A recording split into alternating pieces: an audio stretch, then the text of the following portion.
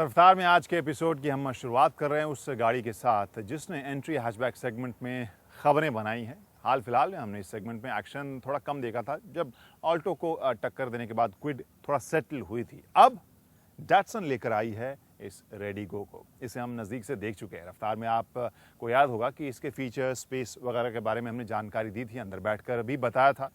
कीमतों का भी ऐलान हो गया है तो वो भी आपको पता है। जो चीज़ आप जानना चाहते थे और जिसके बारे में लगातार संदेश या सवाल भी आ रहे थे वो ये कि ये चलती कैसी है, चलेगी कैसी अगर हम इस एंट्री हैचबैक सेगमेंट के ड्राइव की बात करें। तो आज रफ्तार में हम इसके टेस्ट ड्राइव को आपके सामने लेकर आ रहे हैं।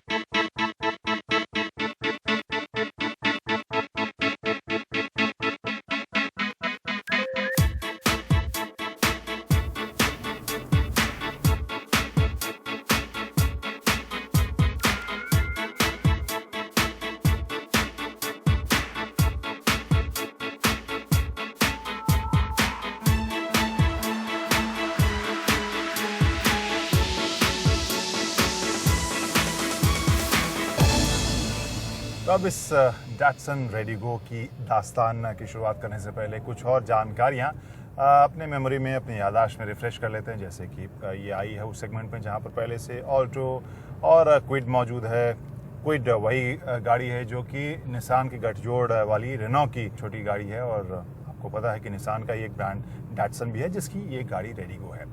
तकनीकी आंकड़ों की बात करें तो इसमें 800 सीसी या 799 सीसी का इंजन लगा है, 53 bhp के आसपास की ताकत है। और इन तीनों ही गाड़ियों में सबसे जो कम शुरुआती एक्स-शोरूम कीमत है वो इसी की है, रेडिगो की है। 2,38,000 रुपये के आसपास से दिल्ली एक्स-शोरूम कीमत के साथ ये शुरू हो रही है। तो ये सब तो जानकारियाँ आपको पता थी। और अब इन जानकारियों के अलावा आप क्या जानना चाहते थे, ये कहानी दरअसल उसी के बारे में है। और वो है कि ये चलती कैसी है और बाकी मामलों में अपनी दोनों कॉम्पिटिटर के सामने कैसी टिकती है। अब फिलहाल स्पेस और इन सब के बारे में जानकारी तो हम देंगे ही, लेकिन अगर ड्राइव की बात करूं तो मुझे लग रहा है कि काफ़ी मज़ेदार और कंफर्टेबल सी ड्राइव है। ताकत आपको नहीं मिलेगी जी, वो आपको समझना पड़ेगा कि 3-3.5 हज़ार आरपीएम तक एक अगर आपको स्पोर्टी या थोड़ी सी चुस्त ड्राइव चाहिए तो फिर वहाँ पर आपको जाना पड़ेगा। लेकिन शुरुआती आरपीएम पर ये बड़े शांत तरीके से जो 800 सीसी के गाड़ियाँ आमतौर पर बिहेव करती हैं, बहुत ही धीमी सी शुरुआत होती है और उसके बाद आराम से ये धीरे धीरे रफ्तार पकड़ती है। हल्की बनावट है और इस सेगमेंट की गाड़ियाँ आमतौर पर हल्की होती है, लेकिन उस हिसाब से भी आपको ये थोड़ी ज़्यादा हल्की लगेगी। इसमें प्लास्टिक भी कई जगह आपको कम लगेगा। अगर बनावट की बात, हम डिज़ाइन की बात करें उसके ऊपर हम नज़र आगे डालेंगे, लेकिन फिलहाल कॉन्सेंट्रेट अगर मैं ड्राइव के ऊपर ही करूँ तो मुझे ये इंटरेस्टिंग इस वजह से भी लगेगी क्योंकि वैसे आप चलने में तेज़ रफ्तार में आपको थोड़ी हल्की लगेगी, लेकिन जैसा कि कंपनी ने दावा किया है कि एक कार्बन क्रॉस है तो हमने सोचा क्यों ना थोड़ा सड़क से इसे नीचे भी ले जाया जाए। हालांकि मुझे पर्सनली अगर देखें तो क्विड मुझे थोड़ी ज़्यादा एसयूवी लगती है, ये थोड़ी ज़्यादा कार टाइप की आपको लगेगी, लेकिन कंपनी ने चूँकि दावा किया हमने कहा चलो क्यों नहीं। और वहाँ पर ये मज़ेदार चल रही थी मिट्टी में भी। हालांकि बनावट इसकी हल्की है और मुझे जितना लग रहा था उससे बेहतर इसने प्रदर्शन किया। यानी रूरल मार्केट के लिए जहाँ ऊबड़ खाबड़ सड़कें हैं वहाँ पर के लिए भी ये गाड़ी ठीक रहेगी। लेकिन एक चीज़ जो मुझे थोड़ी सी चिंता लग रही थी, चली बहुत ज़्यादा नहीं, लेकिन जो बॉडी में स्क्वीकिंग की थोड़ी सी आवाज़ मुझे परेशान ज़रूर कर रही थी। तो आखिर मैं यही कहूँगा कि आरामदेह ड्राइव है। 800 सीसी सेगमेंट के हिसाब से जिस ड्राइव की हम उम्मीद करते हैं वहाँ पर नेसेसरी और सफिशिएंट कंडीशन को ये पूरा करती है।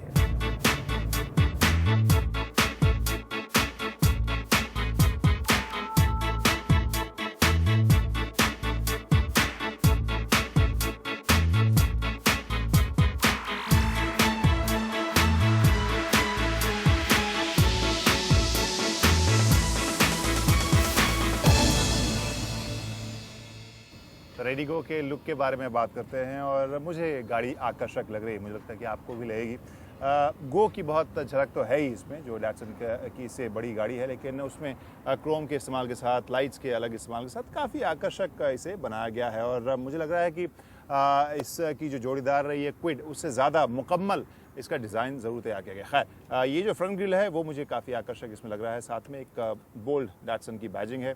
कुल मिलाकर बाहर से ये आपको ज़्यादा प्रीमियम फील देती है जितने की अंदर से है। वो मैं क्यों कह रहा हूँ, उसके लिए अंदर जाना पड़ेगा। और कंपनी जिस तरह से कह रही है कि एक अर्बन क्रॉस के तौर पर इसे पेश करना वो चाह रही है, यहाँ इसकी बनावट, इसकी हाइट आपको इम्प्रेसिव लगेगी। जो छोटी गाड़ी है, लेकिन इस सेगमेंट में जिस तरह से हम देख रहे हैं कि अब गाड़ी के साइज़ को लंबाई में अगर ना बढ़ाया जाए तो हाइट में बढ़ाने की कोशिश की जा रही है, तो वो नज़ारा आपको इसमें भी दिख रहा है। इसके अलावा पैसा वसूल इसमें फीचर्स अब अंदर क्या क्या दिए गए हैं उसके ऊपर नज़र डालते हैं। तो यहाँ पर अगर लेआउट देखें काफ़ी आपको बेसिक लगेगा, आकर्षक नहीं कहेंगे हाँ, लेकिन फंक्शनल ज़रूर इसे डिज़ाइन कहेंगे, क्योंकि बहुत सारे अलग अलग जगह सामान रखने के लिए दिए गए हैं। चाहे आप को ड्राइवर सीट की तरफ देखें या फिर बीच में इस स्लॉट को देखें, यहाँ पर अलग अलग साइज़ के कप होल्डर्स या फिर कॉइन्स रखने के लिए वो जगह दी गई है। और इसके अलावा आप स्टीयरिंग व्हील के नीचे साइड में भी देख सकते हैं। तो कुल मिलाकर यहाँ पर वो एक सुविधा आपको मिल रही है। थोड़ा बहुत कागज़ या सामान रखने के लिए जगह आपको यहाँ सीट्स के बीच में भी मिल रही है। अगर मैं वापस इसके डैश के ऊपर नज़र डालूँ तो जो आपको इसका ब्लोअर का डिज़ाइन दिख रहा है वो काफ़ी बेसिक सा है। यहाँ जो बीच में जो ब्लोअर है उसे आप यहाँ पर बंद करने की सुविधा नहीं है, उसे रोकने की सुविधा नहीं है। जिस वेरिएंट को मैं यहाँ फ़िलहाल चला रहा हूँ उसमें जो म्यूज़िक सिस्टम फिट किया गया है वो मुझे काफ़ी बेसिक लग रहा है और थोड़ा अनकंफर्टेबल भी है। अगर आप इसे तेज़ रफ्तार या सिटी ट्रैफिक में जब चला रहे हो, इसके बटन्स इतने छोटे हैं जहाँ पर मुझे सेलेक्ट करने में थोड़ी सी दिक्कत हुई। बटन्स थोड़े और बड़े होते तो और बेहतर होता। कंपनी को ये ज़रूर इसमें बेहतरी करनी चाहिए, क्योंकि बाकी सारा जो एलिमेंट है वो कंटेम्प्रेरी लग रहा है। बहुत प्रीमियम ना लगे लेकिन कंटेम्प्रेरी और फंक्शनल ज़रूर लग रहा है। यहाँ पर ये जो एक ऑडियो सिस्टम का जो स्लॉट है वहाँ पर दो तीन चीज़ें मुझे ये खटक रही थी। आगे के दोनों जो खिड़कियाँ हैं वो है, यहाँ पावर विंडो दिया गया है। तो यहाँ पर मैं बैठ रहा हूँ, अगली सीट मेरे हिसाब से सेट है जैसा कि हर बार होता है। और यहाँ पर मैं आपके लिए जगह बनाकर दिखाता हूँ कि एवरेज इंडियन हाइट के लिए ठीक ठाक जिसे मैं कहता हूँ, जो बहुत ज़्यादा आपको जगह नहीं मिलेगी, लेकिन हाँ इस सेगमेंट में जिस तरह की आपकी उम्मीद होगी उस हिसाब से आपको जगह मिल जाएगी। 3 लोग एडजस्ट करके बैठेंगे, 2 लोग आराम से बैठेंगे। थाई सपोर्ट थोड़ा सा चौड़ा है तो मुझे लगता है कि एक आरामदेह आपको ये फील आएगी। यहाँ जिस टॉल बॉय इमेज के साथ में बैठा था वहाँ उतनी जगह आपको नहीं मिलेगी, लेकिन हाँ एवरेज इंडियन हाइट के लिए हेडरूम भी मिल जाएगा।